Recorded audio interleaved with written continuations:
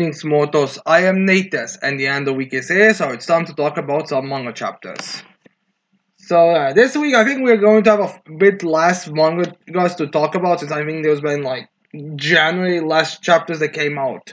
I mean, not a tiny amount, but still, January I think it was a lot smaller than it's on a regular, but regardless, let's get into the discussions.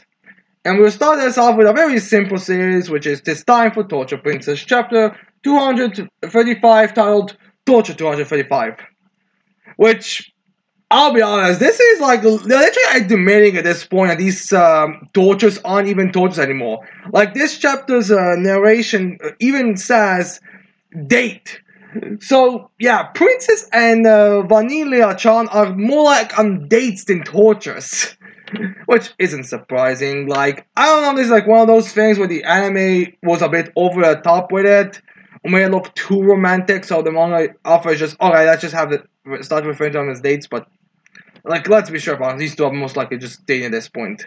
Not 9 times out they go on ages, but then again, I'm pretty sure that manga says like this barely really know about their ages. Yeah, I think it's gonna be a cute thing, not an actual, plot thing. So yeah, anyways, we start this chapter off by Vanilla and Princess leaving a roller coaster as Vanilla finally tells Princess that she's finally capable of going on roller coasters because she went, I think, on the weekend with her family on a roller coaster, and while she was scared, she was able to finally get the joy in it. So she's able to now ride all the coasters, which was previously, I guess, more of a limited thing because she would be too scared. So, yeah, and Prince congratulates Vanilla-chan for being able to write them. Good for you, Vanilla-chan, good for you.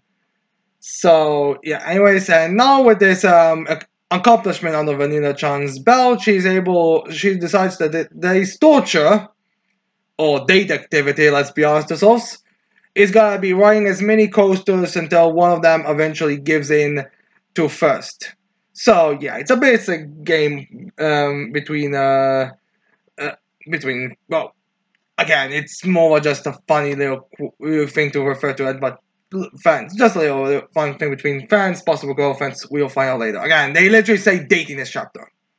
So, yeah, and while they come up with this understanding, we see that Vanilla-chan's parents, the vampire parents, are in the bushes somewhere, stuck in there because anime parents gotta be anime parents, and they need to find out who their daughter is dating, which is the princess, and to see how the date is going. And they are very proud of their daughter for being able to accomplish this and all.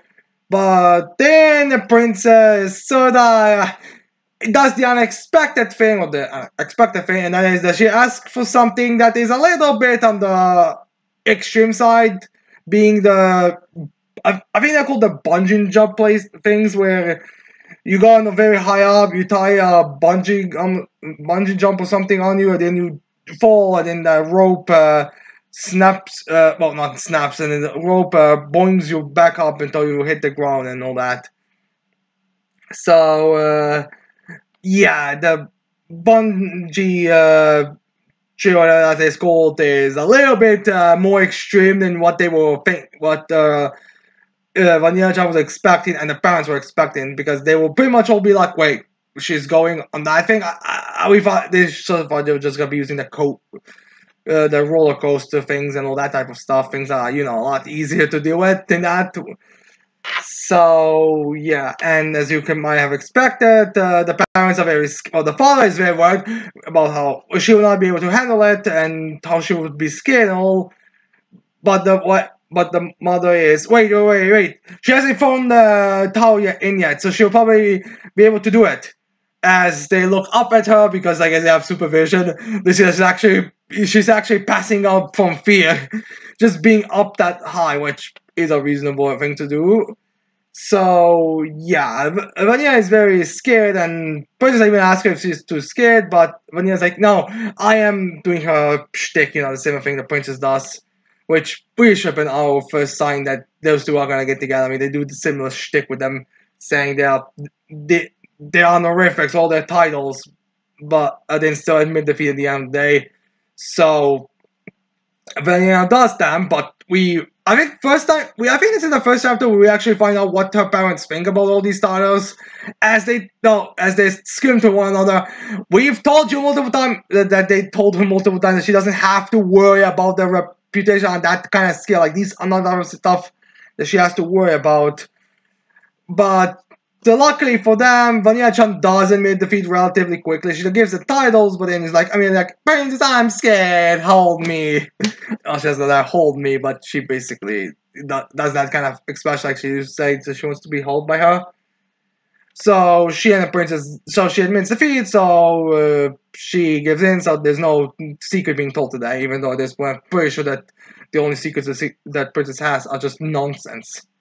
I don't know if she does just sometimes give away similar secrets, or if she just gives away secrets on even for the for her kingdom, if the secret that she just found out in the torture chambers, as well, in her torture chambers when she was waiting for the next tortures. Like I would not be surprised if there was a joke about her one time just giving away like, oh yeah, this executive is using this cell to store his candy or something. So yeah, I wouldn't be surprised if that's the secret that she's been giving away. I saw a couple of times. But yeah, anyways, then the parents are very happy that she's at least grown a little by being able to swallow up her pride and being able to admit defeat this quickly. So yeah, it's kind of a similar thing as the parents from the Demon Lord's parents or the Hell Horse parents when they are happy about their daughters growing and maturing a bit. So it's a simple chapter, a family chapter, a very sweet chapter. It's nice to see it.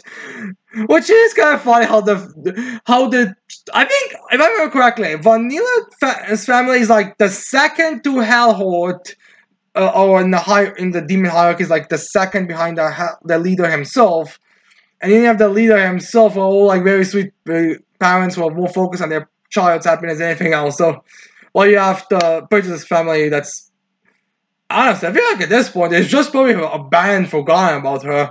Considering the fact they only have like one night sent to stop her, and even that was like, how the distance between when he showed up is so fucking long. So, yeah, anyways, it's a sweet little chapter. And now we go to peak manga with 100 girlfriends that really, really, really, really love you. Chapter 100, 181, which I think is the part 2 to the previous chapter. I think it was like Rentaro's girlfriend's daily dates or something like that, part 2.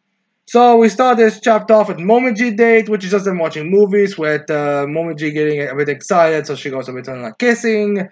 Then we have Momoha's date, where they're in a tent together, and Momoha has an evil scheme in her wing with her trying to get Rentaro to stay in a night with her in a tent so she could do the fun stuff with him. Remember, Momoha is the apex teacher, which is even pointed out in this chapter.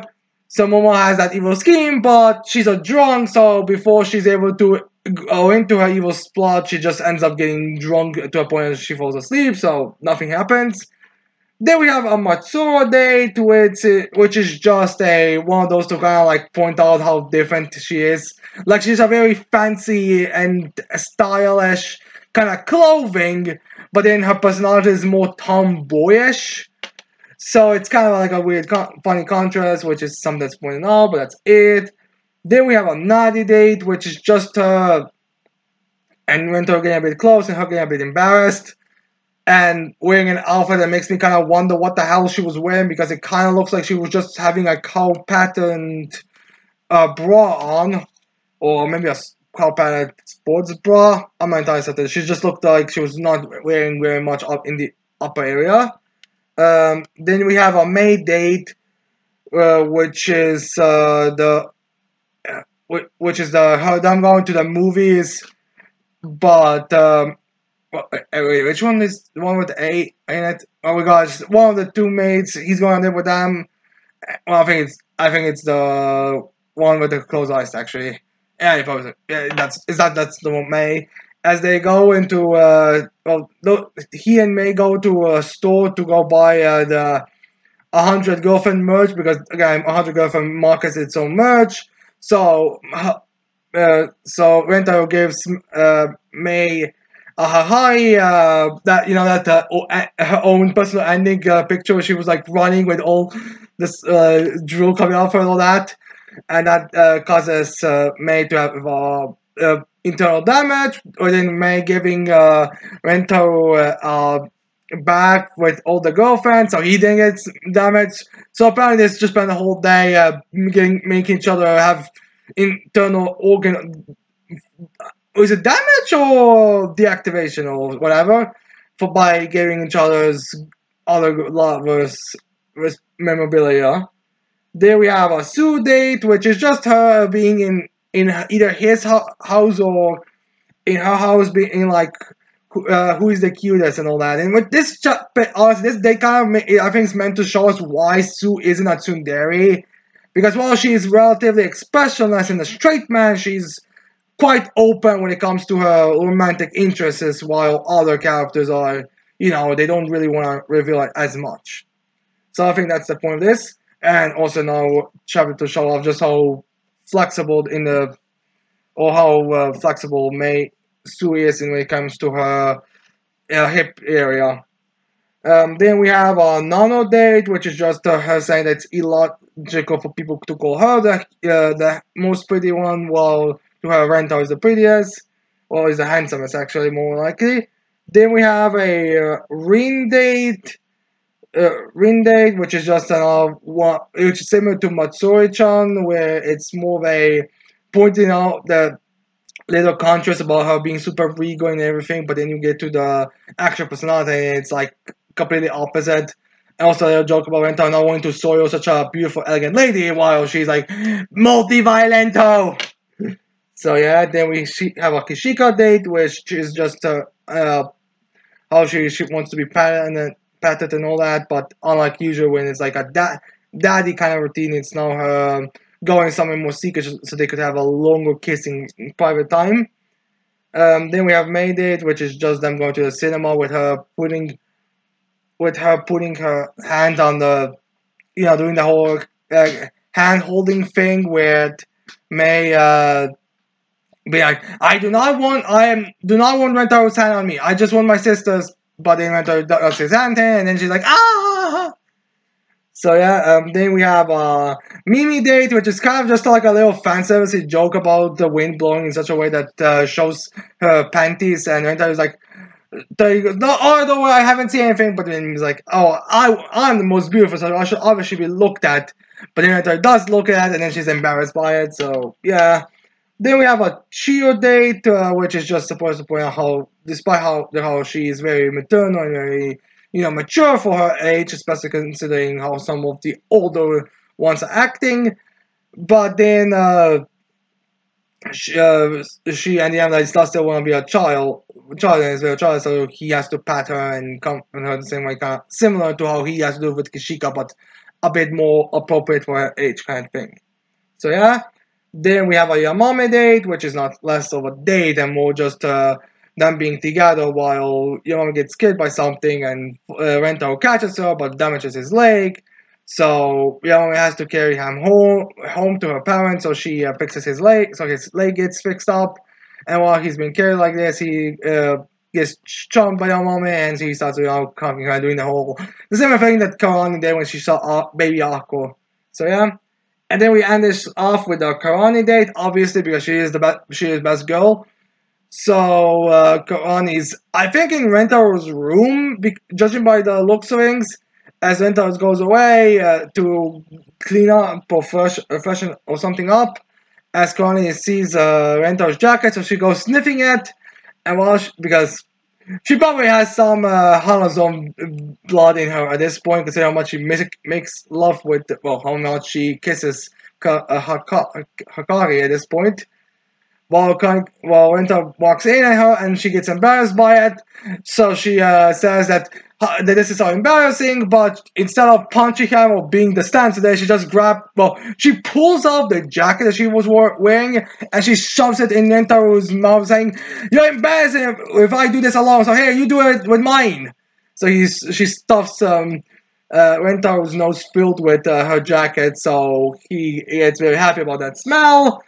So he gets high off of it and is now hospitalized for this week. So there's gonna be no new chapter of Winter of 100 girlfriends that really really love you. Damn it, Connie, your smell made Winter going to hospital because it's so sweet. Damn you! I just want there's gonna be a joke in the next chapter about the fact that's the explanation that Rento needed to go to a hospital because he got too high off of Kalani's smell. I do know there's gonna be a joke about this in the next chapter because that is some kind of full freaking joke they're gonna reference a bit. Like it's kind of similar to how like they reference that Rento was poisoned 3 chapters in a row because of Kusuri's drugs. So it does make me wonder if this is gonna be also a reference in this next chapter. Like maybe because the next chapter with Karan and Kusuri both being tied up for getting Rento sick for so many chapters in the not in a row because there was a little bit of a break between Rento getting poisoned, but there still isn't a big enough. It was relatively close when Rento got sick and all that. So yeah, that's the end for my 100 girlfriends, speakness, and then we get to the fifth of the final chapters of My Academia. Something that was revealed, I think was it end of last week or beginning of this week? Well, regardless, it was revealed that I think it was before this chapter came out, or at the time when this chapter came out actually. It was discovered that My Academia, Hikoshi came out and said that finally ended the debate about how many chapters of My Academia are left. And he said that there are 5 chapters left, which I'm guessing is again including this chapter because I think that was at sometime around this chapter's release. But I think still it's supposed to be taken as this is the start of the final 5 chapters, which I'm not surprised by. I was thinking when I was counting chapters for a volume, I did count. It was about that many chapters left in volume 42. I believe 40 is the All Might Mecha Armor cover. 41 is gonna be the next one that's gonna be coming out in August, I believe, for Japanese readers. Well, then there is but then there's enough for chapter 42. Then there's enough for for volume 42. So I mean, granted, maybe they're gonna put together because again, I think if I'm getting my math correct, if my math is correct, there about in August is when My Academia should end, especially if there's no break week. Although I think the volume is scheduled to be released at the beginning of August, while there's a bit more of a break. I think in August, I think there is a break in August when it comes to volume releases, to chapter releases. But I'm not entirely certain. I mean, I know August is one of those not really good months for new chapters in Shonen Jump, but I'm not entirely certain if that's because of anniversary of Bleach ending of this is just. But regardless, this is one of the final chapters and we're wrapping up the story, so we can confidently say volume 42 is the final volume. Again, I'm not surprised by it. It was kind of debatable because of the first epilogue chapter looking like it was kind of setting up a story a bit. But no, I think that the point of that epilogue was more of a setting up what could be the next big problem, but time it will be completely, it will be shown that the world is heading to a better direction because it's not going to cause the same issue. Now when people see a guy who is clearly depressed, is covered in blood, has his mouth covered, and looks like he was just chained up somewhere, and is clearly distressed as he's walking around without any shoes, I think it's meant to, that guy is going to kind of be showing, the show that the world is moving to a better direction with people actually coming to his aid and not just saying, oh, the heroes will take care of this, the heroes will do something. Again, I think that is what's going to I think that's what the point of that guy was, to show that the world is moving to a better place. So I think we just misunderstood about, is it there going to be a new arc? I don't think it is. This is a new arc, the epilogue arc, but this is going to be more of a showing the world is moving into a better direction.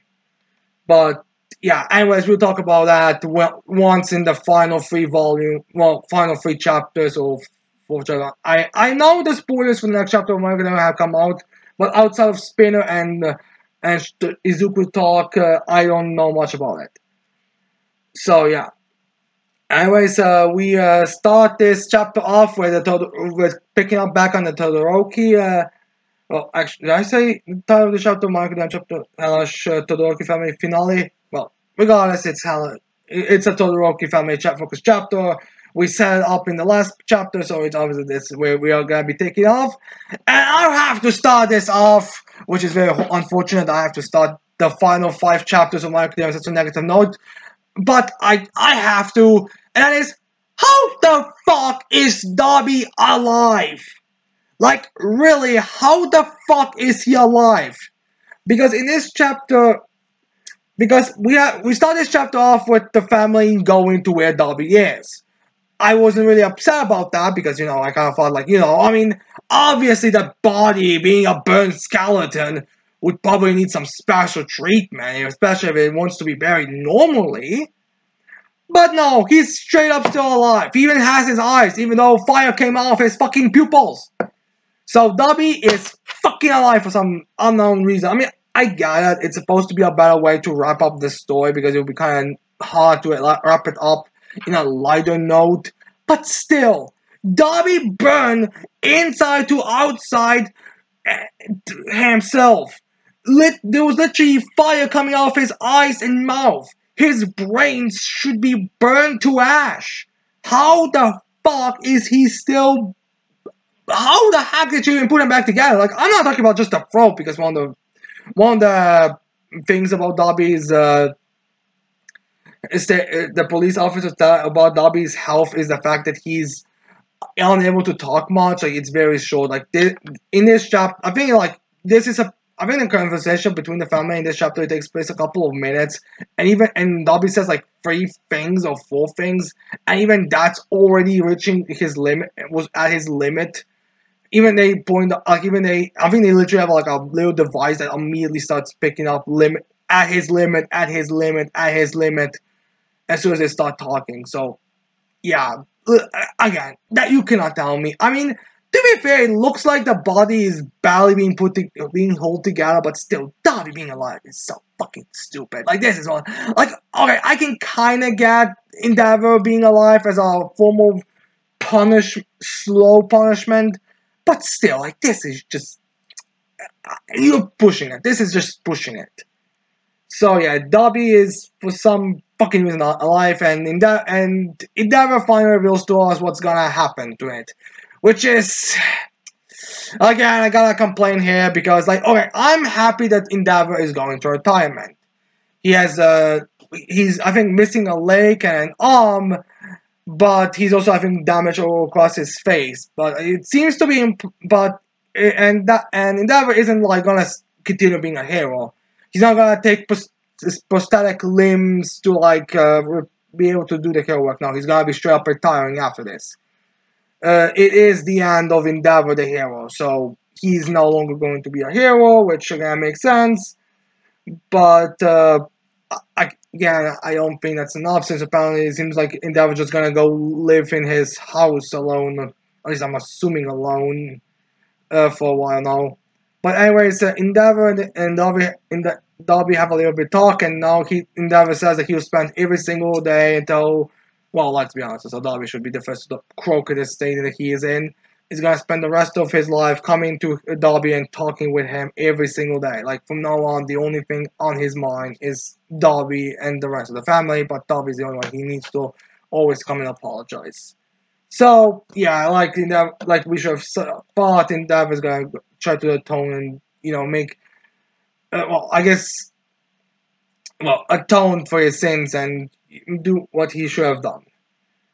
As then we have everyone in the family telling Dobby they'll come and look at him and talk to him, like they'll all want to be with him. And at this point, Dobby's already at his limit with how much he can talk. As something the police officer tells him a couple of times, all right, he can no longer do it. All right, he cannot longer do it. He cannot longer do it.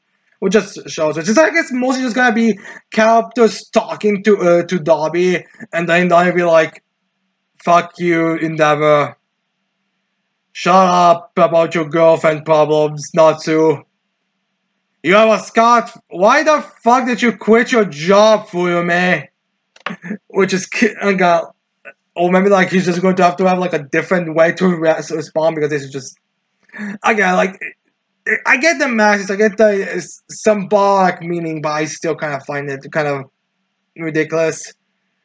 But yeah, anyways, and while they're all talking how they got very dramatic moment with them all talking how they want to talk with Darby and all that, we have Shoto asking Darby about what's his favorite food because that's the thing that was before the war started. Shoto wanted to know what your favorite food was. As then it looks like Darby is kind of completely shut down. Like, it's kind of similar to the Kurogiri meeting where like Kurogiri was somewhat responding in the beginning, but then was completely shut down. That's kind of similar here where Darby is kind of completely shut down at this point. But so the police officer tells them that they can come in tomorrow to talk with him, which is pretty much going to be necessary because they're not really be able to go anywhere like outside of that.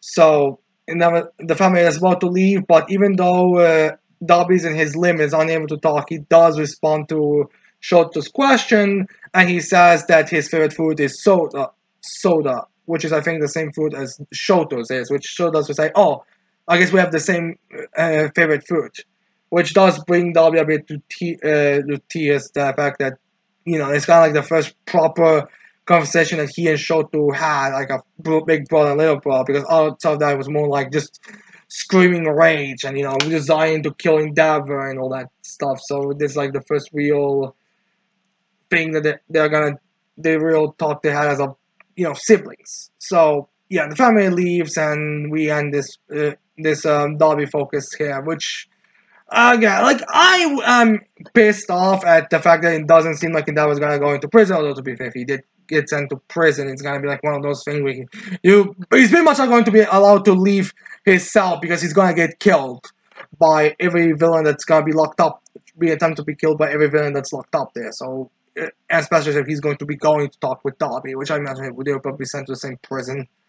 But it doesn't seem like that's gonna be the case. But Endeavor's being going to retirement does make sense, which so yeah, but again, like I kind of got it's supposed to like leave on like a bit of a nicer note on. Like again, like the thing you have to remember about Endeavor is while he is a shitty father, it's not like he's an irredeemable douchebag who's just a shitty father for the sake of being a shitty father.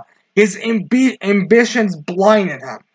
He didn't think about his family while she should have. Like again, like there's a when it comes to Endeavor and him in comparing him to the rest of the abusive anime fathers and awful fathers in general, you always must consider. All right, does this guy at least like if you were to ask him family or over anything or family, how important do you want to see your family in pain? Endeavor would never say yes to that. He would never want to see them pain. He ended up causing them pain that he regrets and will forever be scarred by his actions and will live and will regret them for the rest of his life. But at the end of the day, he recognizes that he doesn't want them to have been suffer. And now he's going to see their scars, the actions, the things that he should have never done in his life, always on their faces. Because as we see in this chapter, every one of them is scarred now. Darby is like, I'm not even saying again. I already said my opinion on Darby's body right now. But then you have Fuyume, burn across her face. Natsu, burn across his face. Rei, burn across her face. Like even her hair has been burned to shreds. Shoto has always been scarred, and now Endeavor's entire face looks to be completely scarred. So from now on, every time he looks at himself in the mirror, every time he looks at his kids on TV, at family meetings, well, or wherever he sees them, he will always see them scarred because of his actions, which is I guess a more of a sort of a understandable way to handle this situation, but yeah. Now, anyways, then we have like a bit of a understanding of how the family itself views this whole thing. As we start with Naruto saying that he still doesn't forgive Endeavor. Like, yeah, we had this moment, but it doesn't mean I'm just going to say everything is going good now. I am not going to. I am not living with you. I am not associating. It's pretty much where Natsu started in the story, which makes sense. He was the most against Endeavor from the beginning, while this little Dobby problem did bring them a bit closer, and Endeavor and Natsu doesn't mean that he was a bit responsible when it comes to creation of Dobby, but it does not change the things that Endeavor did. So Natsu still doesn't want to associate or be with Endeavor, which I think is which is I think a better way to handle his character, because again it would be kind of weird if he forgave him. He doesn't forgive him. He just is like, alright, we are both on the same. Okay, we are both. Alright, we did what we had to do as a family, but that doesn't change what my opinions of you. I'm just not gonna be, screaming at you and doing insane stuff. So yeah. Then we find out that Fuyumi quit her job as a teacher, probably guilt. I'm not entirely certain why she quit her job as a teacher, because I mean I don't like.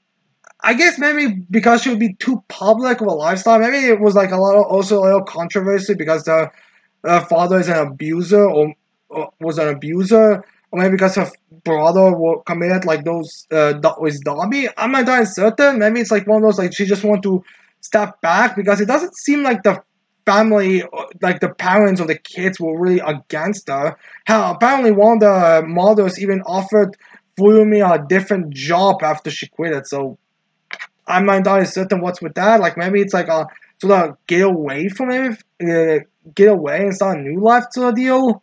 Because it seems like Nacho's going to continue his life normally. I mean, he still has his girlfriend, which I think is some kind of bunny rabbit mutant quirk user. I think we've seen her in like I think I do have the volume, but I'm not entirely certain. I think it was probably like one of the first war arc covers, but regardless, we have him there, and I think and also I think also offers Fumi to live there with him, because the issue. But I think, but the thing is, I'm pretty sure that Endeavor gave them that house, unless that house was destroyed in the fight, maybe. But yeah, regardless, Ray seems to be kind of living. It seems to have kind of decided to live with Endeavor a bit. Again, it's kind of hard to tell exactly here, because I mean, okay, Natsu and Fuyumi leave for a car, and Shoto goes with them because his class are having a celebration. So he asked Natsu to take them there because it will be faster on the road or something. Like, that's understandable. Shoto seems to be relatively chill about the whole thing, because again, kind of showed his character development. Like, he was the one who was the most opposed here, and now he's a bit more relaxed about it, because he has friends, and generally like, regardless of what your opinion is on if Endeavor was properly punished or not, if Darby should be there or not, the family itself is in a light place now, a bad place now than they were at the beginning of the story. So Shoto is a bit light on that side, so he just goes with Natsu to wherever the classmate has their celebration or whatever. And Ray seems to kind of be witting that. No, maybe it's like one of those things where he can't really do anything, because again, he's like in a wheelchair, so Ray needs to like has to help him move around a bit. So yeah, that's kind of the situation here. I'm not entirely saying this means that Ray and Never gonna be living together. I'm assuming we're gonna not have it fully addressed, or maybe it's gonna be like an explanation. I could totally see this being in in the final volume, explaining in detail like where everyone is, and it's like, all right, not to okay, so the house was destroyed, so Ray and so they needed to go into different places to live. Ray and Natsu and his girlfriend and Fuyumi all live. Natsu and Fuyumi live in an apartment room together. Fukumi is staying in a building she lives. Has decided to move into an apartment as well, with Ray Ginger is taking the place that Endeavor built for the rest of the family to be with to be with to take care of him because he can't really do anything anymore on his own. Or maybe it was like again, maybe it was like a thing where she goes to live with Fukume while she just helps Endeavor right now. Again, it's difficult to tell because we also have because I uh, because we also have the sidekicks and people from the Endeavor agents, showing up and being like, "Oh, did you guys already finish and all that stuff? How did it go?" But regardless, that's kind of the situation of the family right now. I'm assuming we're gonna get better explanation in the volume extras. So yeah, anyways, after the Derby situation, we then go on to wrap up some of the other villains who've been in the story a bit. And we'll start off with Lady Nagant, who we find out in this chapter that she's staying in prison for now because, well, she's talking with Hawks, and Hawks is like, everyone told you can go, your crimes are forgiven, and probably your actions are part of the Safety Commission, probably also revealed to the public at this point.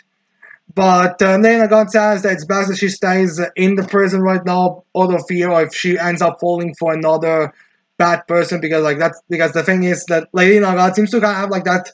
She's aware that it's not the best if she goes, that her entire life has been kind of manipulated by people who wanted her to murder people. Like when she was a high school girl, I want to say, she got recruited to the hero to the Public Safety Commission to be their personal hitman. And then when she escaped prison, she got recruited by all for to go kill Izuku. So maybe she's kind of concerned about her doing the same stuff. So she kind of wants to stay away and kind of, I guess, go through to a psychiatrist so she will not fall into that kind of line of work again or fall for the same. It's kind of like one of those I think it's kind of like a similar idea as like victims of abusers, where those victims will sometimes end up going for another abuser because they just if they do not have the proper support. So I kind of think that's kind of the idea here. But another reason why Lena God doesn't want to leave is because the things are still very hectic. Yeah, things are kind of calming down, but there are still going to be issues there. Like, they stop the main combat threat, but people's opinions, how have they changed? Have they progressed? Have they learned anything? That's kind of one of those things where it's kind of like hard to say if how much the world is going to a better place right now. So Hawks agrees with her and hopes that she'll start. The role will change, or at least she'll be ready soon to go back to the living amongst the regular society. But yeah. But then we cut to a bit of on a lighter tone for this chapter, because a lot of it is very realistic and very dark kind of and bleak stuff. But we have a little lighter tone, and we have Gento and La Brava being forgiven for their crimes and being together and be like happy. Oh, La Brava, my love. Oh, Gento, my love. And it's happy. Good seeing that these two. Good seeing some positivity out of it.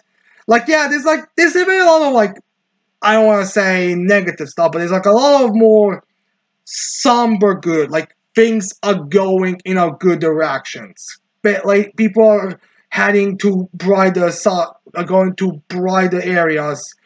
Still dark areas, but at least they are moving towards the light. So it's nice seeing something extremely positive like La Brava and Gento, which I think is kind of supposed to be the point of them. They were a lot, their arc was more lighthearted. They are a lot more lighthearted villains. They are generally very lighthearted. So it's nice seeing these two coming out, which does me kind of wonder if this means that Gentle and Aoyama are gonna be classmates, because Aoyama said he was gonna go again. He's gonna restart the hero course, so he will be able to be on a correct footing with everyone else. So that's kind of he and Gentle are gonna be classmates as the two oldest. I mentioned that Brava would also be a classmate there, but she's kind of like a support thing, so I guess you would have to go to support eventually. But it doesn't really matter how you slice it. I feel like I do all know these two are gonna be classmates together. Either that, or maybe the police is just gonna give Gentle an emergency hero license to do the hero work or something. Because again, he has proven himself a hero. He did help massive. He and Lababa helped a lot, or helped massively in the war. So I do know they're going to be heroes now, or at least going to that direction.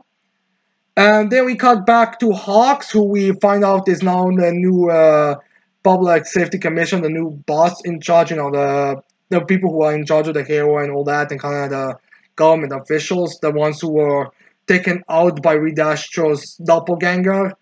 Well, the clone the twice made of Reed Astro. So we find out Hawks now in charge, which I guess does make sort of sense because, I mean, the leadership. I mean. Again, it's like one of those vague organizations where you kind of understand, but you still don't understand how the hierarchy works. So it's kind of difficult to say, but I guess Hawks was the one that was picked for it. I guess because he has no quirk, so he's kind of more helpless. And yeah, I guess just because he has a lot of experience on that field and he knows more about that organization than most of the people do.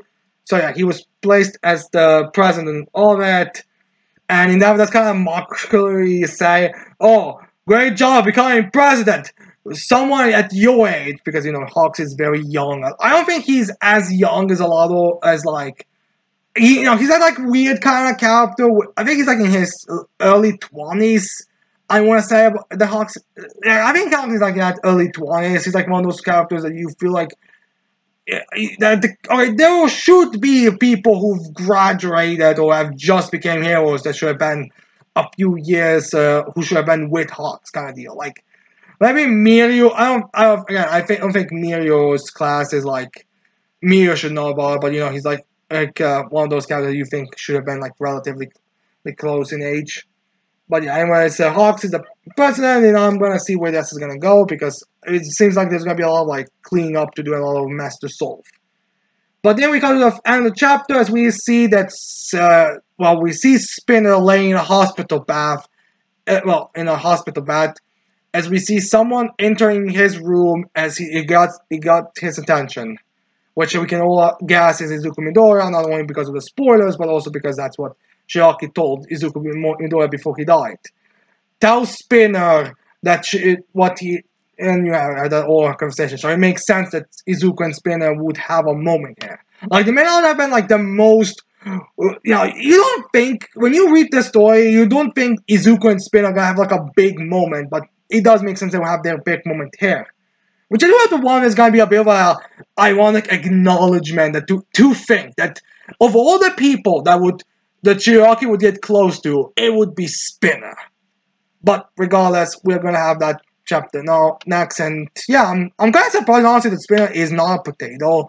Maybe there's gonna be like a bit of an explanation in the next chapter what exactly happened. Like maybe because All For One died, and actually no, I think Spinner still has his quirks. And it's like a thing where Spinner has enough of a strong will, enough of muscle or whatever you need to not get all the consequences, enough to at least handle some quirks in a limited degree. So maybe that's kind of what's gonna be revealed here. But regardless, we're gonna have Izuku and Spin have a conversation, and I'm very happy that we're gonna get this focus because you know Spin does kind of feel a bit shafted.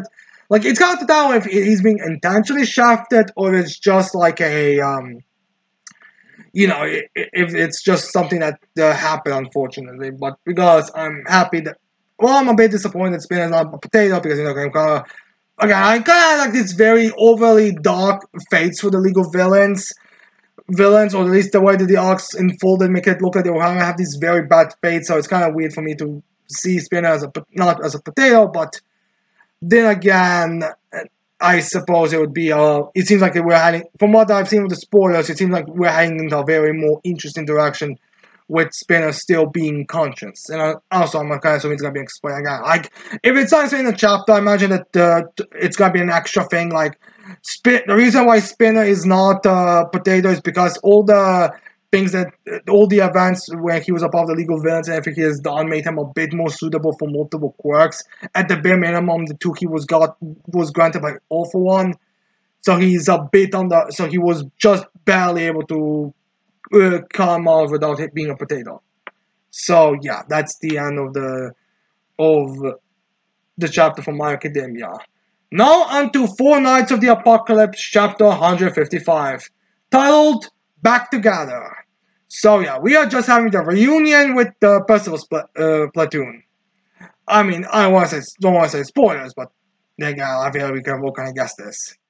I'm a little bit disappointed that we're not gonna focus on the on Arthur and the four evils a bit because I kind of felt like the way the last chapter wrapped up, it was kind of lead into like at least a few pages of Arthur explaining or giving them like different ideas or stuff like that, but it's not the case. So unfortunately, we don't know what exactly is going to happen now moving forward with Percival or with Isaiah Pelgot's family members. But regardless, we have to get to the reunion very quickly. I also imagine that maybe Nakaba wants to kind of get the story moving, so he'll again reassemble the Four Knights because like that's a kind of crazy thing when you think about it. The Four Knights of the Apocalypse, despite being a main group, are really badly in the story or anything. Like I mean, granted, Stanley Saints also were not exactly always together. I mean, for God's sake, we went through the entirety of part one without finding out the seventh one, and the sixth one showed up at the end of the story. Like I don't even think she. I don't even. Okay, I think Melanie appeared before the final battle in part one, but she didn't even participate in it because it didn't really make much sense. But regardless, less like it is kind of weird how we have like 400 apocalypse and we're like, what is it like at this point? 15, 16, 17. We're almost 20 volumes in the story, and the characters have barely been together. Like even Gawain felt like she was a part of the group only in the like final volume at the end of only at the end of part one when you really think about it. So it's kind of so again, I feel like they kind of want to speed bleeds through it, so we will not because it seems like we're hanging in a direction where all the four knights are gonna be slowly brought back together with like Tristan being unknown where his location is and probably being having some bad blood between him and Percival. Lancelot seems to be in despair. Who knows where he is? Gawain is I don't know. I'm assuming the lack of mentioning means that she's at the bare minimum in Britannia because I feel like they would mention it, but it's hard to tell. But it seems like we might find out in the next chapter. Hopefully, at least I don't think there's a break week next week, right? There is no break. Wait, I'm just scratching. Alright, regardless, we'll get into this in the end chapter. So, anyways, Anne and Donnie are being called by Meliodas because remember they were in Britannia last time we saw them, so them staying in Britannia for a bit does make sense. But probably it's better to make it so that everything cools down and they just fake their death. So it's best to not do anything active on the field right immediately. So they are pretty easy to get in contact with Meliodas. So Meliodas calls them in so they could meet Percival, and they have their reunion. And you have like the shock expressions from Donnie and Anne, and as they're reunited with Percival, because first thing they know is nauseant, but in Percival, and they're all very happy. And we have like Donnie meeting Percival, which is basically like that big brotherly kind of. Oh, Leo, bro, he's been so long. Oh, look at that, you've grown so much because Percival's a lot taller than he was previously. So now, there's a bit of an acknowledgement of that, and Percival also mentions Nani, his little streak that he had across his hat here because of Percival's arrow. He mentions that it has grown. Well, Donnie thinks he's gonna mention his muscles because like Donnie really bulked up after during that time skip because previously he just looked like a sort of generic 16-year-old kid, but now he has like muscles and stuff. Like he's very much been training and gaining weight and gaining muscle. So yeah, we have Donnie and Percival, which is awesome. I feel like this is one of the interaction I like the most because there's like certain level of camaraderie between the two. There's like nothing more towards it. Then we have Percival and Anne, where Anne is a bit more tries to be like that. You left us. You went away. That very more heart to warming kind of thing, like the more like how he puts it on his chest, that more shippy kind of way, because kind of similar to Nauseans, where like a more shippy kind of ending to a reunion with Percival. So Anne has a bit more of a negative, but still, at the end that she is happy that he's with them because they traveled a lot. And they understand the logic. Like that's the thing. Like Anne was defending Percival, and she was like, very much on his side and all that. So it makes sense. Like, well, in the Amin's reaction, she would be a bit more mean about that. And the end of the day, she's just happy that she's reunited with Percival. And besides, we're gonna have the whole angry rebuttal with Tristan. Like, the controversial decision is gonna be addressed with Tristan, so it doesn't really make sense to address it with Anne.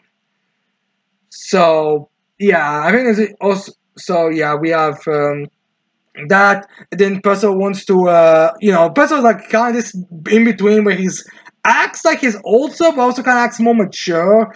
So he kind of go like so when he has like mature moment where he comforts Anne and agrees with her what she's saying in her decisions. He also like wants to show off what Nauseans can do because he's part fairy and part giant. So yeah, Nausean. So they're really excited to see that Nauseans is this hybrid creature. So yeah, and then after that they're gonna go into the talk about what happened in the fairy kingdom or the fairy realm about uh, the drug of Yo being stolen and being successfully taken by someone called Waldane, who referred to herself as one of the four evils. Then we have them addressing. Then we have Donnie and Anne acknowledging Beltripe as another one of the four evils.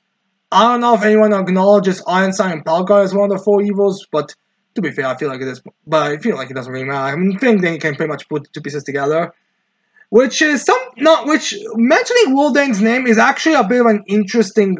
Is actually kind of interesting because both Meliodas and Elizabeth kind of like Waldane. That sounds familiar. I think I heard something about this Waldane from Merlin once, which is I think which is interesting that we have Merlin being acknowledged, which makes me kind of wonder if this means we're gonna be looking for her next, because again she's kind of like one of those like weird things where like okay, Nakama really does remember her, but where is she? What is she doing? So how is she gonna play a role if she's not on the Saturday Sin side, but also not on Arthur's side? So where is she, kind of deal? So I do kind of know this is gonna be like a thing where one of the missions is not going to be go find Merlin. Although to be fair, she's probably as mysteriously vanished as Tristan is, so who's really to say how they're gonna go there and all that? But regardless, that's our thing for next chapter. They do mention Waldane. So I guess all the theories that Waldane was something special, like she was maybe from Merlin's village and all that, seem to have are very likely to be true, or at the very least that her knowledge on magic is something that's not related to the chaos stuff. So it does now kind of raise the question exactly what Waldane is, because this at least suggests, in my opinion, that she is a lot older than what she is for. Like maybe the revival and regeneration is due to chaos magic, but when she said multiple contracts, she wasn't just referring to Arthur. Like she may have made contracts with chaos beings beforehand or something like that. Because I feel like this does, at the very least, sort of prove that she does have more lore significance than just one of the two people. One of the two first people who took Arthur's chaos deal. So yeah, that's kind of situation with Waldane. We'll find out more later and more lore behind her, like we could have sort of guessed. Just another confirmation, because you could kind of say like what, because again it's like a bit of a debate if she was just gonna be like that. She's gonna be like replaced because the whole. Because like she got defeated and humanity twice in one battle, so it's kind of that. And the question is she, how much of a character is she really gonna be? And there's also a blue knight in the lore, so you could always see like a white knight being replaced and put a blue knight in there. So it's like one of those things. So to be fair, last chapter they refer to Waldane as a witch, so maybe she is going to get replaced by a blue knight and then become like the greatest mage instead of one of the four evils. And this is knight's kind of deal, but I don't really know. It doesn't seem like that's the case right now, but we'll have to read through the story to see where the story is gonna go. Especially especially depending on what the author's next moves are going to be. So yeah. Yeah, and then we end this chapter off with Meliodas telling them to get rest, to reunite, because they will talk about everything that's the situation tomorrow. which I really hope we don't. That this doesn't mean in the next chapter it's just gonna be them fooling around and doing that nonsense. I mean, don't get me wrong. I don't. It's not that I want to cut the reunion. It's just you say they're gonna be talking about important stuff.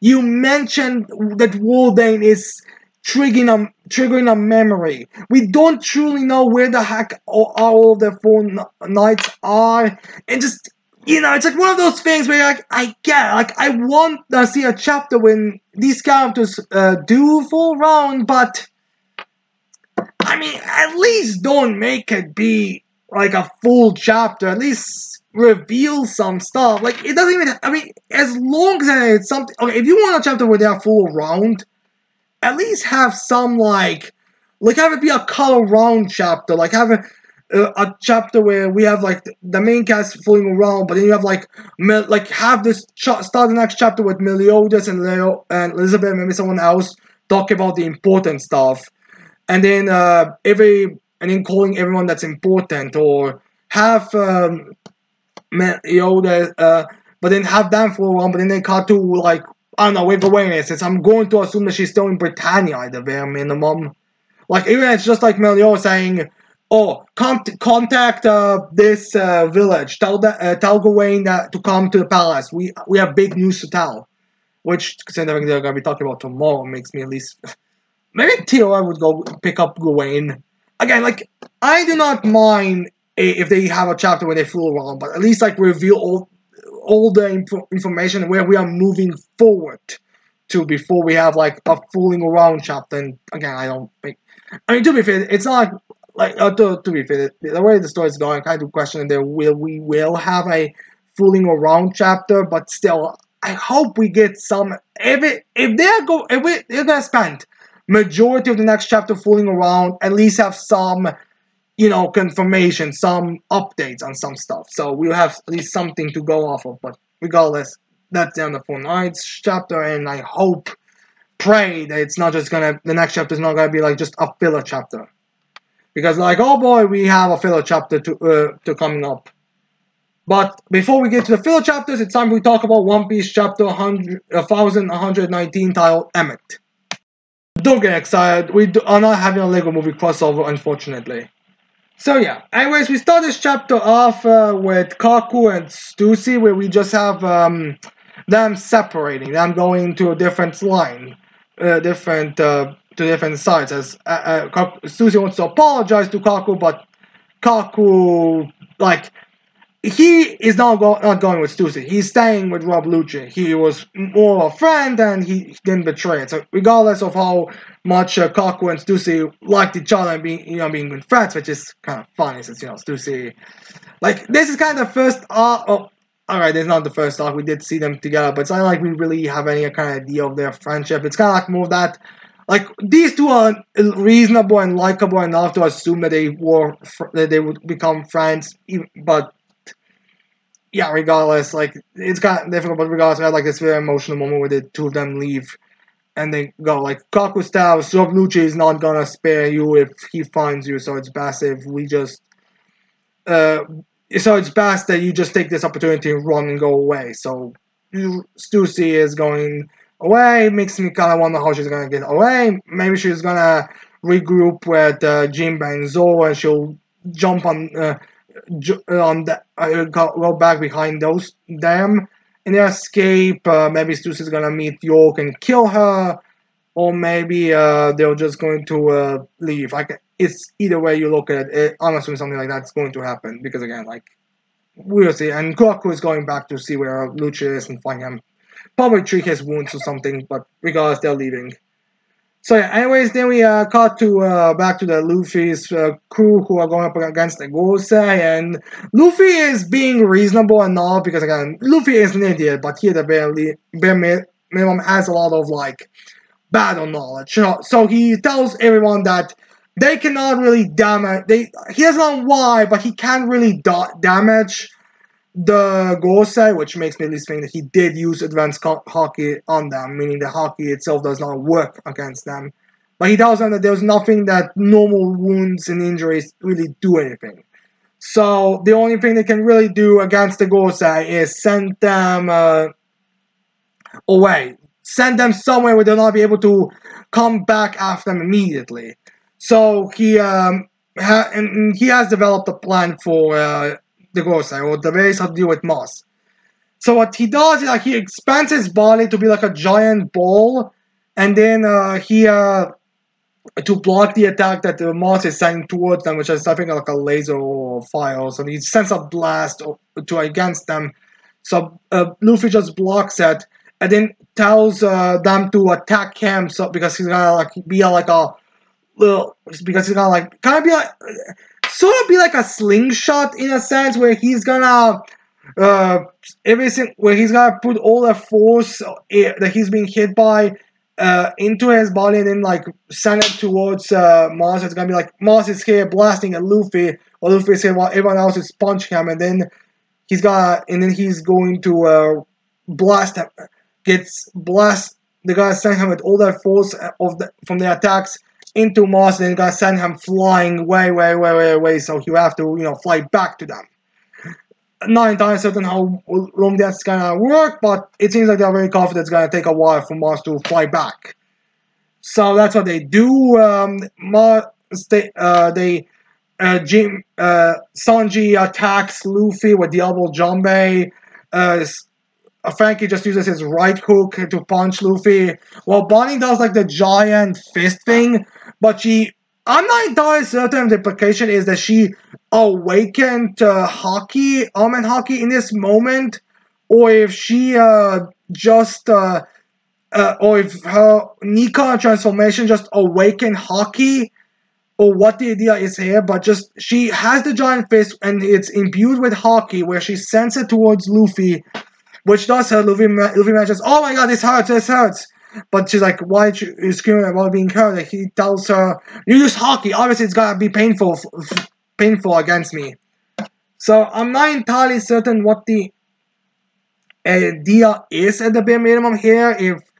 If it is going to be, if the Haki will go and hit. I'm not entirely sure if this is supposed to be like a separate thing or if it's the same thing again. Like, I don't think Bonnie has ever been shown wielding Haki, and I don't think if the I can't remember. Does that stated in Viva Cards that she had Haki before or not? But regardless, she has Haki in this instance, and it does hurt Luffy. So Luffy does get paid. But regardless, the plan to send Moss away is successful, and Moss gets sent away. As then we as the other Gosei are coming towards Luffy's group, we have Atlas and everyone be kind of like, "Oh shit, where's Nami's group? They should already be here," and all that. So Atlas decides to go up there to get the group or to inform the situation and all that. So Atlas goes, which is, I'm guessing, just gonna put Atlas in danger because, like, remember, like, as things stand, Lilith and Atlas are not really in that, like, I mean, the Gosei want to destroy the other two, but it's just, they're kind of in this, like, safe zone. Like, they're around really strong characters. The Gosei are not really in a direct line of fire, if you get my drift. Like, Jupiter and Topman Valkyrie are running towards the Luffy's group. The only enemy that could really endanger Lilith up in the clouds is Venus Joe, but he's currently being distracted by Jinbei and Zoro, so they're not really in danger, so you kind of need a reason for them to be in danger, and Atlas, being as big as she is, going up in the air could lead to her getting in danger. So she's going there, so I'm guessing that she's gonna either be destroyed, which may lead to like a thing where Lilith and which could lead to a thing where like Lilith and Yoka like the only two remaining kind of deals, and it does seem like these are the only three left, so we have to see where this goes. Again, like, in a way I could see all the Vegapunks dying, two of the Vegapunks die, or the ones who are alive right now still remaining because of the way everything is set up, but again, we have to wait and see on if the Vegapunks are gonna survive. So anyways, then we have the Vegapunk's message coming back online as we have some of the people around the world reacting to it. Namely, we finally see Karakuri in the story again, so he is still so it's not like oh, I forgot about him. He is still there, as well as we have Moritz and Vivi. As York explains to everyone that all you did was delay the messaging, well, delay the transmission. You still need you didn't actually destroy it. You have to hit it more and do more damage to a giant robot before you completely destroy it. So yeah, that's kind of the situation here with the information. Although I don't think we actually get anything new in this chapter, but we have to wait and see where this whole thing is going. But yeah, anyways, then we have Jupiter finally doing something, as we have him and Topman Walker, going to the attack. As Jupiter, a few chapters back, Jupiter was kind of sucking everything inside him. Well, now he used the strategy was to suck things out so you can then blow things out. So you have like rubble and CP and Self-Defense all falling down. So you have like rubble hitting the main characters. Then you have Marines be like, oh my god, grab the CP, catch the CP agents, or they'll die from the full damage because they are not, I guess, just CP9 or just 0 who have tech high. Then you have the Serpents are also falling, but I'm kind of assuming they're just gonna be breaking the bubbles, so they would be able to breaking the bubbles to so they'll be able to participate in the fight. And probably like it's kind of to really say where they're going with this, but I could honestly see a thing where like Topman Valkyrie pops the balloons, or maybe Jupiter pops the balloons, or one of them pops those bubbles. And then they're like, Seraphins, attack the Albev ship! Because, they're running, and you really shouldn't, like, stop the conflict and all that stuff. So, yeah. We are there, and I'm assuming that's what's gonna be. Now the Seraphins are going to, in some time, get back to the battlefield. Then we have Valkyrie running towards them. He's finally there to, like, slap, and it seems like his plan is to, like, kind of jump off the island on the Albev ship, which I think is like he's as big as the Albev ship, which is again kind of a size comparison, but regardless, he wants to jump on the Albev ship because he's a giant fucking boar. So when he slams into the ship, everyone's gonna kind of sink and all that chaos. And and then Bonnie, and we also find out that Bonnie's kind of out of it because that form is not something that she can use very long, which again makes sense. Like you kind of need. Again, I feel like we all sort of figured that Oda was gonna like do this on type of thing. Like he's gonna have it do something massive, but then it's gonna be immediately taken out because again, it's like one of those like too much power too quickly kind of deal. So Bonnie's out of it.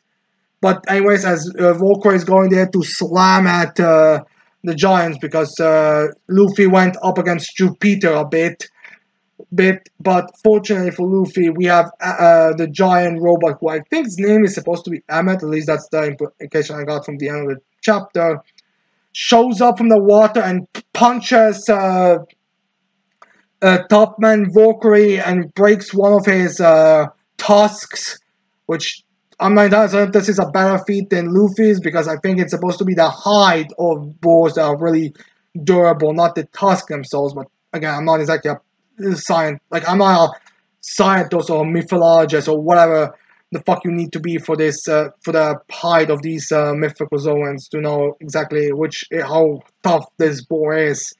But regardless, this robot shows up and breaks one of Topman's tusks, and we have like the excited reactions by people. Oh my god, giant robot! So yeah, the giant robot, or Emmet in here, seems to be gonna be doing something, participating in the battle. As we also have Emmet telling us that he's very happy that he's finally able to reunite with Joy Boy. So, not certain how much love we're gonna get from the Void Sentry here. Not entirely certain where we are going with this, but again, we have to wait and see on how this whole thing wraps up.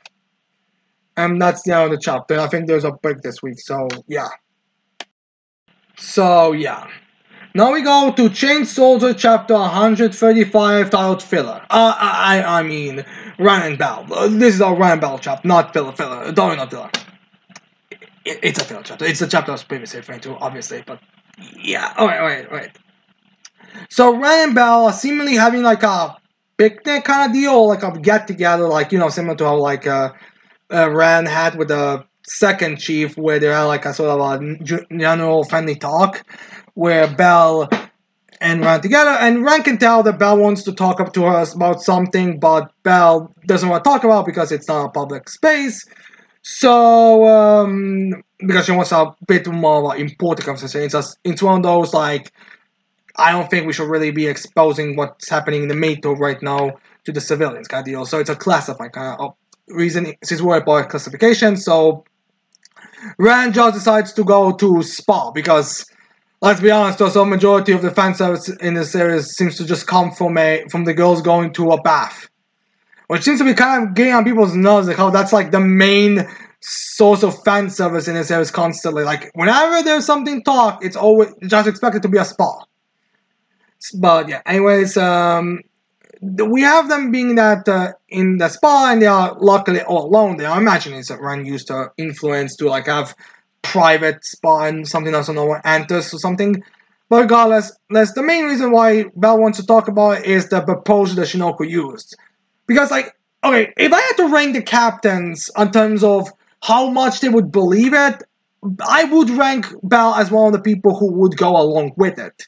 Not because I think Belle is dumb, it's just her general, more meek, shy personality is more of that, like, I mean, she would be more open to, she would be one of the more open towards it, but it's more like, I mean, if you want a proposal, I don't mind accepting it, kind of deal, while the others would be more like stunts against it. Like, I would put Belle there. I would also put like Esu there because of, her profession. She would probably more focus on the bath than the proposal itself. Like let's be honest ourselves.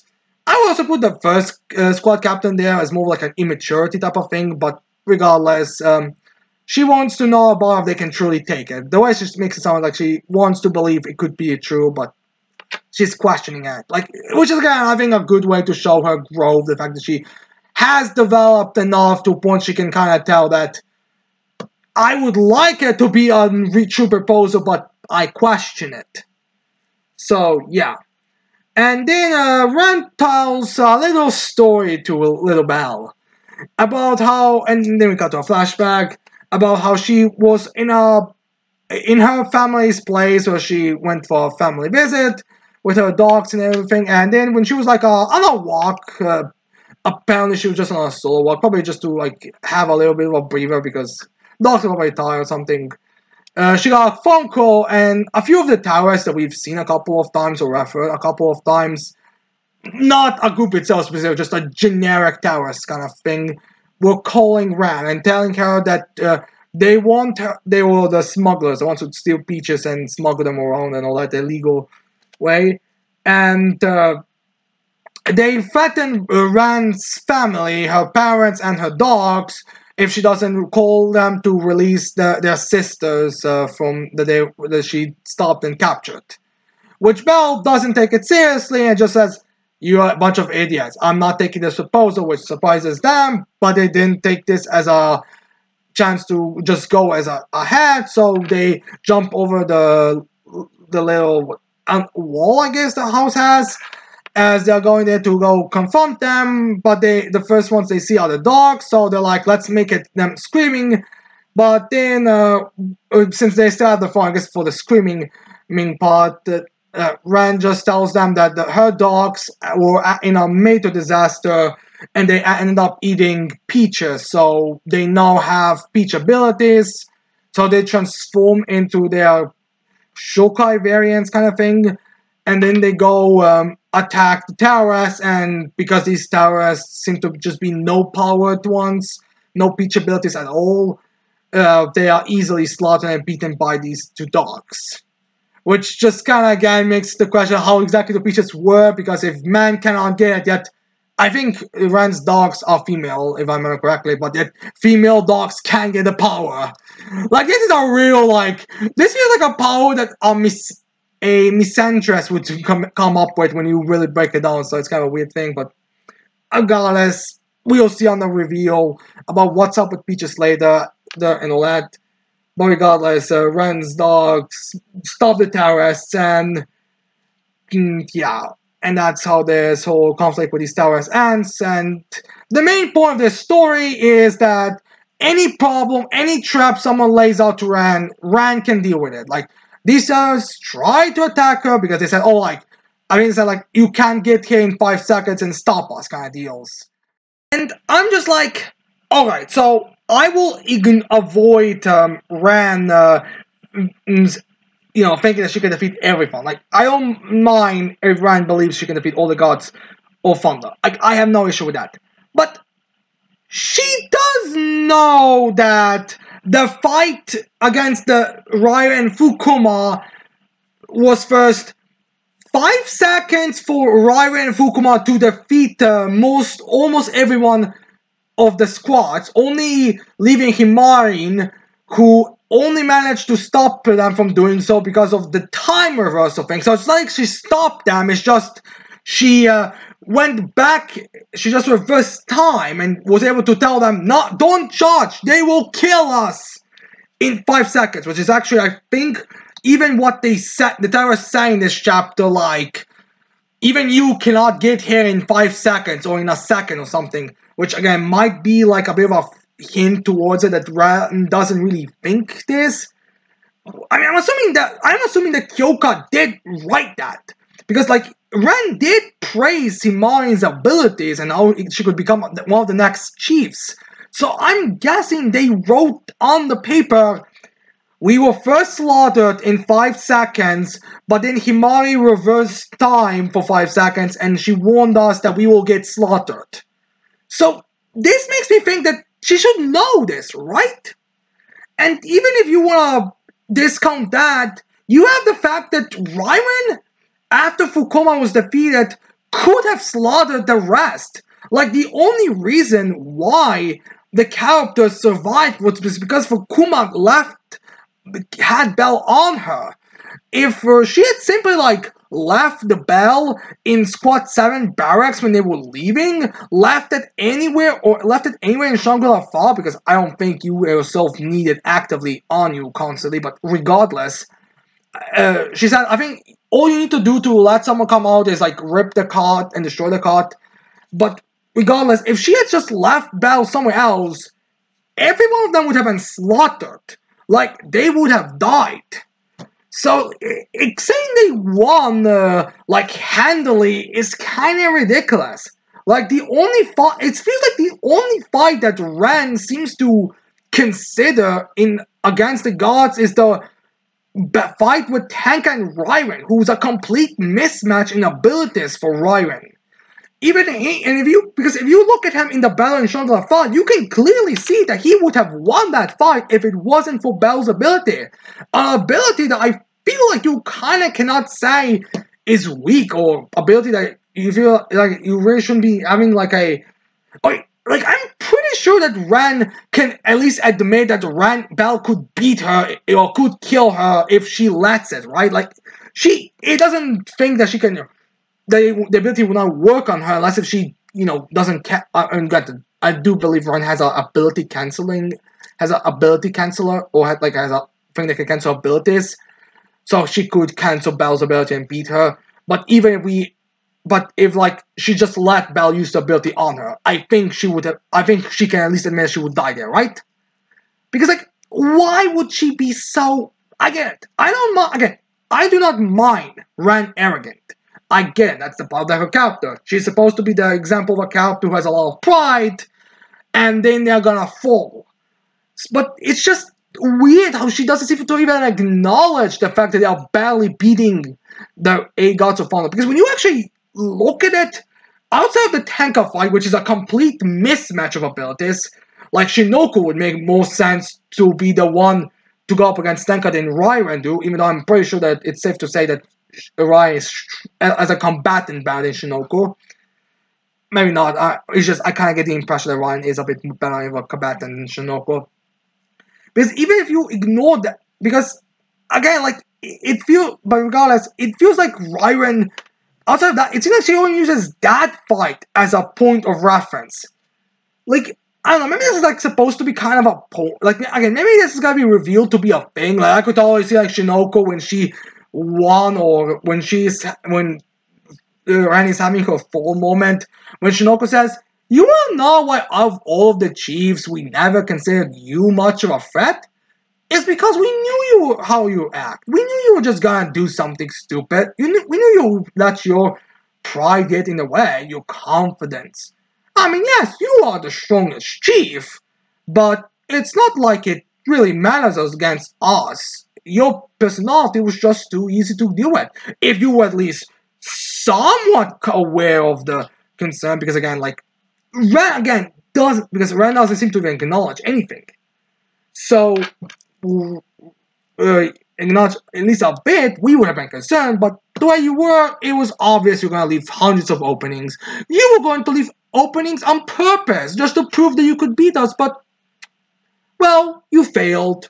How sad, how tragic.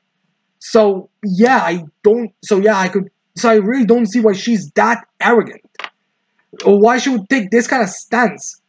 Especially since, again, like, she should know. Like, this like Ren is not a dumbass character. She's shown good leadership, decent leadership. She's aware that Belle is trouble. She knew that Yuki would be the best to help Belle, but she generally doesn't. But everything else seems she's complete. Like, doesn't even acknowledge them as a threat. She seems to just think of them as like slightly stronger Shukai, honestly, judging by how she acts around them, because, like, and even if you want to use that battle against the gods as a point of reference, in that battle, it was Ren who was shocked by the capabilities. Ren saw Raiju destroy her ability cancel with her sheer strength. She saw the slave form of Yuki getting as easily slaughtered by Yume as she slaughtered that form. She saw Shinoku made a copy without Ran being none the wiser until the copy was destroyed. Even if you want to say, even if she would comprehend it as, oh, I am stronger than gods, I can defeat all the gods, I'm above gods, you should at least be able to acknowledge, yes, these are still threats that dangerous foes, or at least they can give me a slight struggle. Because, like, again, like, it's not like, I mean, I get the fandom is views the gods of fire as frauds, but when you actually look at the things they do against Meito, they are pretty, difficult and shows their high level. So it's kind of a weird thing how Ran doesn't even seem to think of them in any sense. I mean, I feel like this guy, it's questionable which direction we are going this. Are we going for a Gozo situation? Or another situation I could see is like a Lancelot situation where he's extremely powerful, but it didn't help, that by his power didn't really help against Mortlock telling Percival about his origin and having him have an emotional breakdown. That power didn't come in handy there, now did it? So it makes you kind of wonder which direction we're going here, but regardless, I think Ren will fail miserably because, again, like, she doesn't even seem to be able to acknowledge their strength, and that end of the chapter where Belle and Ren have like it's a promise they'll be always together kind of deal. This just again cements it like it's gonna be something tragic. So yeah, I mean, granted, I don't think Ren is gonna die because of the way the story is going for, but I could see some sort of conflict. And who knows? Maybe this is gonna be a different conflict. Like, remember, there seems to be a increasingly build up to like a split between Meito Defense Force, especially the final chapter of this of the final page of this chapter, where we have like Ren on one side and Kyoko on the other side. So the Defense Force may need to split between the two of them. So maybe there's gonna be something going like that. Especially since I feel like you could probably make an argument half of them would go with Kyoko and half of them would go with Ren, but we have to wait and see for that side of the story. But regardless, we have Ren. We end this chapter off with after the promise they make, or the Pinky promise. We have we see Kyoko and Ren kind of on the opposite sides of the things, as the narrator says. The next is gonna be a chief assembly. So I'm assuming this means the next chapter, next week, there's gonna be a chief assembly for us to finally, see it, which I'm happy for because this chapter. Again, this is kind of like a filler chapter. I don't think we really learn anything new. It's just another confirmation how overly arrogant Ren is about her views. Like, seriously, woman, at least acknowledge that someone being able to brute force for you around your abilities, someone making copies without you being able to tell, is a feat. But she's not even able to do that. So, anyways, we'll see on how this Chief Assembly is going to go. Next chapter, I'm assuming it's going to be like a thing where it's going to be it's going to be split between, alright, we will let them do the little trap that we will destroy quickly, or what kind of response is going to be. But, again, I think we'll have to see, and I'm definitely curious on how this proposal and the election is going to come together, kind of deal. But, regardless. After then, we have, I think, Chainsaw Man chapter 170 told how to eat sushi. Ironically, it's debatable if we are even eating sushi in this chapter. So yeah, anyways, we start this chapter with Baron giving Denji sushi to eat, but Denji doesn't want it, but Baron tells him you're not gonna meet, the sooner you start eating sushi, the better things are gonna go. So Dan just shoves sushi down his throat. As we then have Asaka knows something's weird going on around there because he just up and left the table. Then he grabbed a fork to try to shove it, but then he just sit next to him. So she's kind of like, well, what's going on there? While Family is just being her usual suspicious self because she's just gonna eat the whole thing, even though she is supposed to be like one of the ringleaders or one of the masterminds here.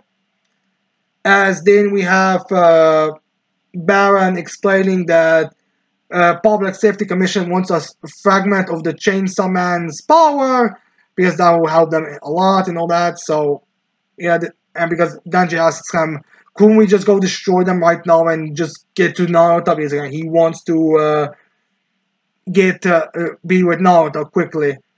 But then Baron says, no, there's a process as he gives him more food to eat. And then Baron also tells him the reason why the Public Safety Commission wants is the power that Chainsaw Man brings, which is the power to erase devils' names from existence, which is aka erasing the devils. Which was, revealed in the end of part 1, that's what Makima had, and that's how Chainsaw Man works, as well as the fact that that's been kind of reminded us in chapter 1 where Yoro wanted Chainsaw Man to buff out the nuclear weapons devil, which is kind of funny. I don't think that's been referenced since that one chapter, but regardless, we'll see nuclear weapons devil's gonna come back or not. But again, we'll see. We have to wait and see it. Who knows? Maybe it's gonna be a baby. But anyways, we have Danjin being kind of like what I feel like a lot of the fan base reacted to, right? But Chainsaw's kind of not erase devil's names. That's not something that we can do. All the Chainsaws can do is cut trees, which it is something that Baron does acknowledge and does have a theory that maybe because of the devils that Chainsaw Man erased, there was also other purposes to chainsaws beforehand. So it's just a thing where no one is aware of. It's just that the thing that would reveal what chainsaws really were used for, or what they were also used for, just stopped being a thing. And so people just kind of reduce chainsaws to something that cuts a tree. At least that's the Baron's in-universe theory. I think the off-universe theory is that that Puchita may not be a chainsaw devil. It's just that they kind of inherited the trait of chainsaw devil by having a chainsaw from its head, but in reality it's like a devouring devil or something like that. Like everyone fears of being eaten kind of deal, but we'll see on that side. And how it's gonna be revealed. I'm kind of getting the impression that we are at least going to reveal in part 2 what what Puchita is. But regardless, that's kind of the fear right now. And then we have Baron, as he's giving more food to Danjin, even corrects him that how he eats sushi is improper, like he has to slowly eat it, or he has to eat it with the tip of his tongue. Tells them that there are 2 things that are required for Chainsaw Man. One is that Denji has to be unhappy, and well, one has to be that people are scared of Chainsaw Man, which first because of the whole him being viewed as a hero wasn't the case, but now that people fear him because of everything that's happening in the Chainsaw Call and all that stuff, it becomes back, so people are scared of Chainsaw Devil again. And second, he has to be unhappy, he has to be miserable, he has to be in a very bad place. So as he says that Denji kind of wants to get to a point to it already, as Baron calls the shop to bring it in. As then we get a bunch of reactions by people who are horrified and scared, as well as I guess Denji's current group is kind of disgusted with like blah, blah, ah. As we reveal, the thing that everyone's been reacting to is Nayuta's hat on a plate. As Baron looks at Denji with the biggest grin in the world, as he knows that it's time to the real Chainsaw Devil is gonna show up now. So yeah, all right. So a lot of people, it's something that's been discovered by a lot of people, pointed out by a lot of people, is that this may not actually be Naruto, because this hat doesn't seem to have a mole that Naruto has on her face, and Naruto very much is supposed to have a mole. There's like a lot of chapter panels that you see with Naruto having a mole. I will probably have to check to see if her first introduction also had a mole, because I think in part 2 Naruto has a mole, but regardless, it's called Naruto is supposed to have a mole. Well, this Naruto's hand does not have a mole, which is like one of those times where it's like maybe the author forgot, but I feel like with the reveal, like generally how important this is moment is, I kind of question how would you be able to find a mole in this kind of thing? Like, it's one thing if you forget a mole in like a random panel that's like just above the belly vision of the type, but it's like another thing if you forget in like a big moment. So here it's like one of those things where it's like, alright, you should remember a mole. So there's a bit of a question, this is like a fake cat, especially since like, okay, what exactly is the true end goal here? Because if this is Naruto's hat and Denji does turn into his big Chainsaw Man form, I feel like at that point he would just grab Baron, cut his balls, shove them to a grill, burn them to shreds, and then just rip them to shreds, and then probably eat him so he would just stop existing and all that shit. So I don't really understand why Baron would be so confident here when he's in such a, in such a bad position. This is like a meme panel where it's gonna be revealed that this is just a fake, like this is false, this is just like not playing along, that he's not actually just a decapitated hat. But then we have the real Chainsaw Devil just kind of like buzzsawing Baron away. So yeah, that's the end of the chapter, and we'll see if that is really Naruto or not, especially since, it's an off-screen death of a pretty major character. It's kind of like one of those things where you really, like, regardless of how shocking you want to be, you don't really want to kill off a character like that in this sort of way. So we'll have to wait and see exactly if that's real Naruto or not. But anyways, we'll see. Especially since I don't really understand how they're gonna control them, or how they're gonna be on their side exactly. Like, again, like, you're sort of just making a rampaging monster that wants to kill and destroy everything. You're not exactly... I'm failing to see where the control is coming to here, because, again, and even also, like, once she finds out you're behind his whole family, she's gonna leave you as well. So it's like, the two people who you want to stop the Death Devil, you're making them kind of not want to work with you here, not family. You do realize not everyone has the same cravings as you do, right? So yeah, we then end this chapter here, and we have to wait for 2 weeks to see how things are gonna go. And then we have the penultimate chapter to talk about. That's Ruri Dragon chapter 16. The upside of Dragonhood, which is fine enough, not really much about Dragonhood upside chapter. It's mostly like something that it's mostly about the characters' relationship. So yeah, anyways, we have the characters, I'm guessing, picking up right after last week with them all studying and doing that stuff. Although I think they might be in a different place, but regardless, they're going to get more snacks because they're kind of running low on energy since it's very late. And again, this is from the last chapter. It's like they were already, it was just already exhausted.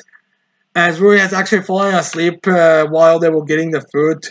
So they're coming there, and then Rui like wakes up, and then they see that someone put erasers on top of Rui's horns because like first it was fine, but it was like a safety measure because like pointy horns. You kind of don't want a sleep person who has horns to be sleepy. So yeah, we have basically just also kind of normal more conversation between characters and girl talks and all that. They have like one more. They want to go one more round. Like they acknowledge they can't go through all the material, but they do need to like at least go finish one more before they go home. There's a bit of a concern about how they're gonna get home because if they are too late, the buses stop work. Well, buses call it for the night, but luckily for them, one of them has an older sister. They are able to that's able to drive them home and all that. So the rest of the girls go. So once they finish their final round, they go.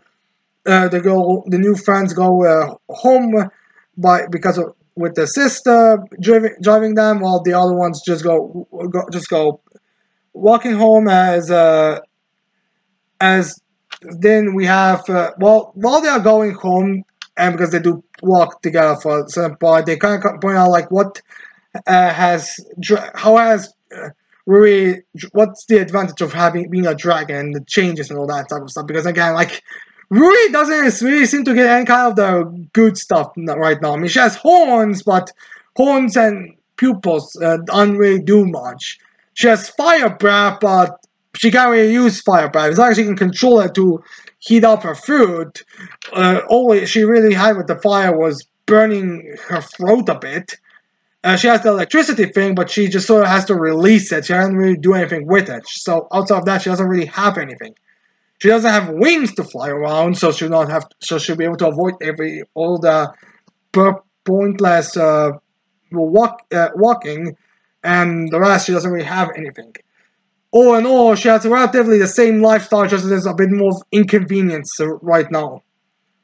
So yeah, as then they kind of depart as they kind of she decides that, like, the one thing that she, I guess, did get from the dragon, who that could be considered a good thing, is that now she has more of a friends because, the whole dragon, mean part dragon, kind of draw everyone to her and asked her about that stuff. So they will kind of be able to start a conversation and become friends. And now there's also a bit of a confidence boost because it seems like Rory became more assertive now with having more people to talk to and all that. So there was benefits, but it was indirectly because of being dragon. It's kind of more like it was the conversation style than anything else. But anyways, she comes home late and her mom wants to talk to her, but it's like super late at night and Rory's exhausted and all that, so she just kind of goes to bed. Which does make me kind of wonder if this is going to be like one of those things where mom did want to talk about something important, but we decided it was like too late at night to talk about it. I'm not entirely certain. I'm kind of wagering it's going to be like a reveal at some point.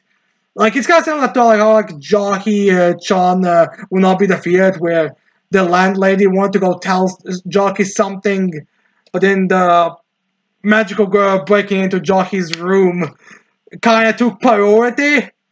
So she didn't end up telling her that the water and everything's got to be turned off for a bit. So she only discovered that once was too late. So she at that point needed to, or an option was going to live with landlady and bar owner. So it's or the manager, I think she refers to her. But because she had to wait until this would work, so she had to wait until this was whole thing. So she kind of found out last second situation, and the same could kind of happen here when mom wanted to tell her something important, like maybe her father is coming to visit, or her father is sending someone, or her father is telling, or her father and the dragons have like a certain thing they have to do once a year, and this is the time period that things usually happen. So it's possible that she's gonna end up doing it. I'm not imagining it being some kind of they are gonna be in a heat or something.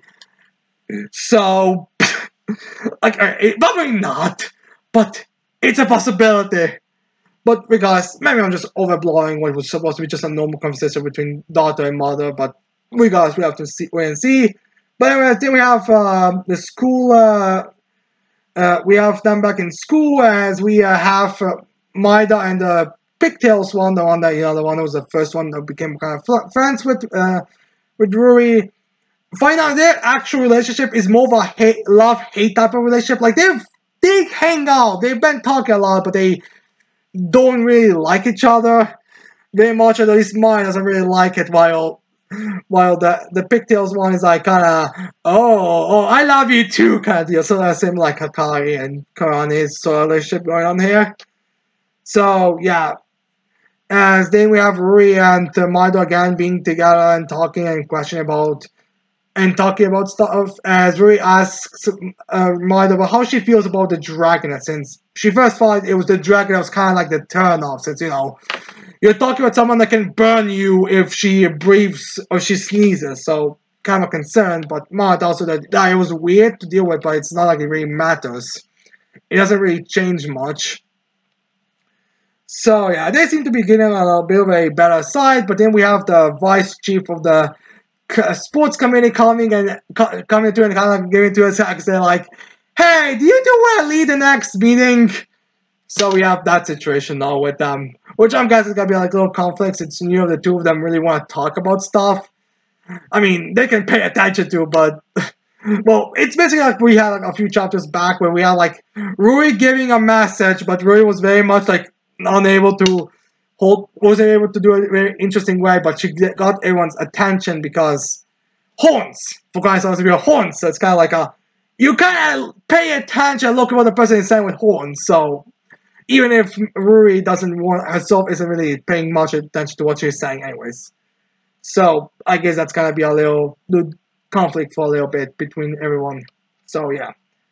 Anyways, that's the end for Ruri Dragon. We'll see if there's gonna be any kind of concerning plot relevance that's gonna lead into a lot of jokes, a lot of the comedy of errors happening next chapter or a couple of chapters from now. But regardless, it's time to go to the final series of the month of the week with That Rock chapter 13, Class A versus Bran, which is basically what you could kind of expect.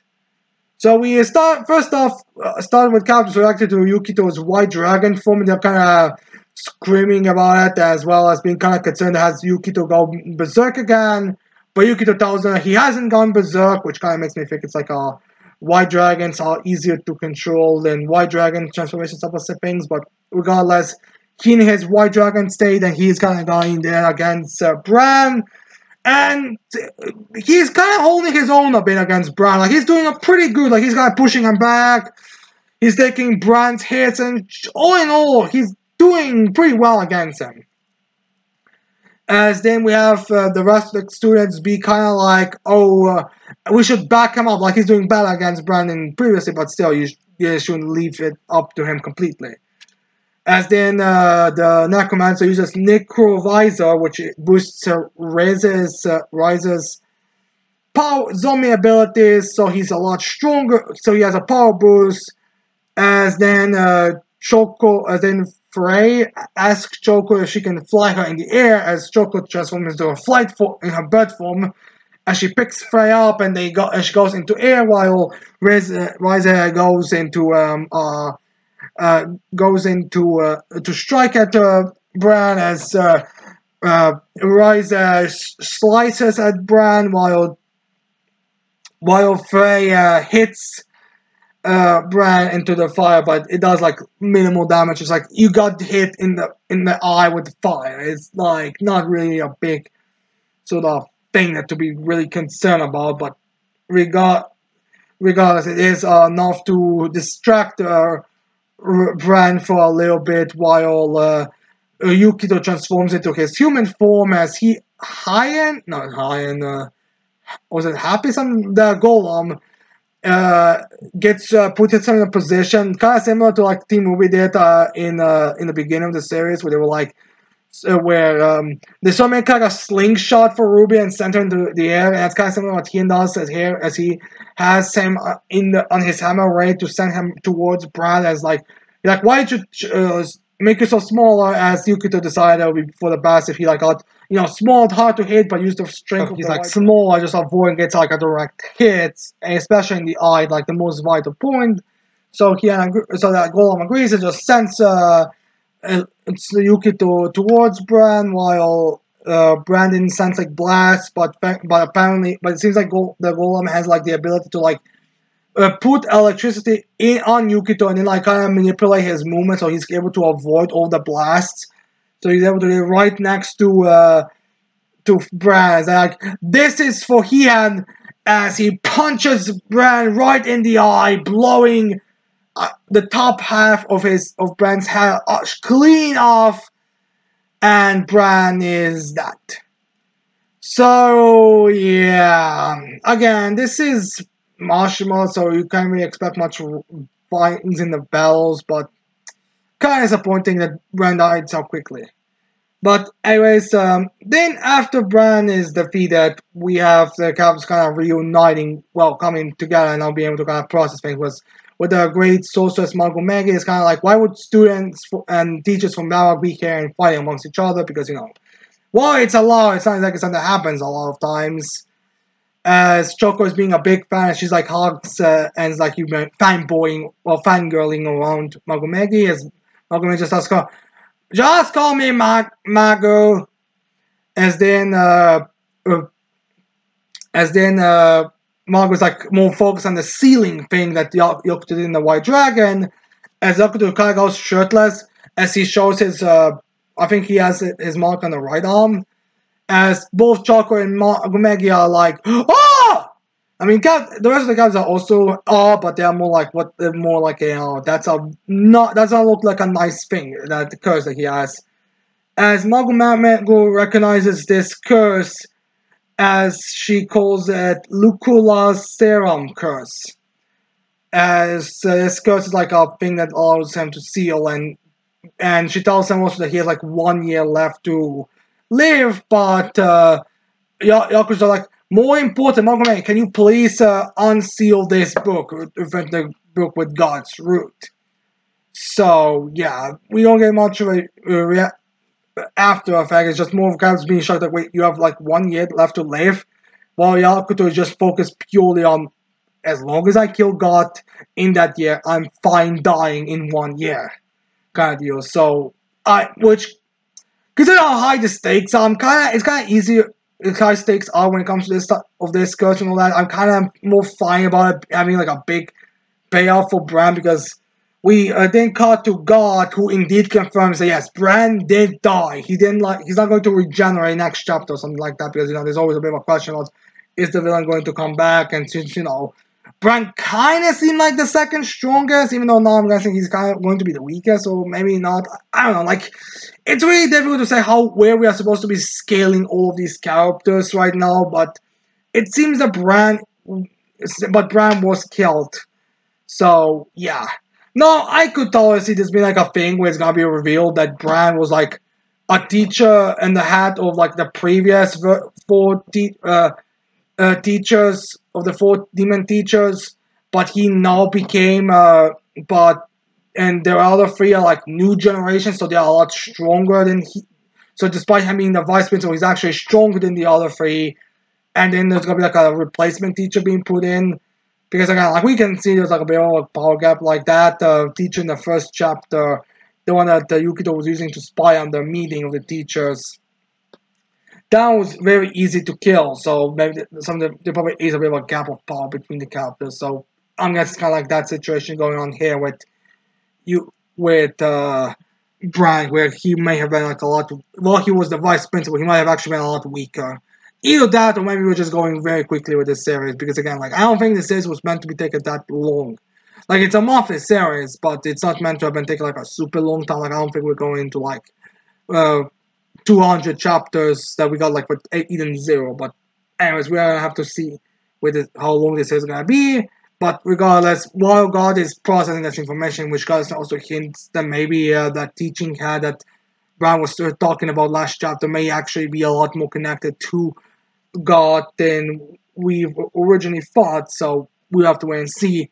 But regardless, what God does now, Brian, is that he doesn't really respond to it in any kind of negative way or anything. He just seems like, well, it's time for a field day massacre. So there's gonna be like a little field trip for the next couple of chapters. So we have to wait and see how that's gonna be reacting, how the captain's gonna deal with it, since you kind of cannot kill a vice principal without everyone noticing and realizing. So I guess field day massacre is gonna be like a thing now. So I'm not entirely sure where this is going. If this is gonna be like a thing where they go back into that forest they were first sent to, and they're gonna be like even more dangerous beasts being released into it for students to survive or what. But regardless, God is going to make this move, and I'm not entirely sure this means that the other three demon teachers, are now going to be dealt with in this field day massacre or not. But regardless, I'm guessing it's gonna be real. The Manga is gonna need some time before she's gonna be able to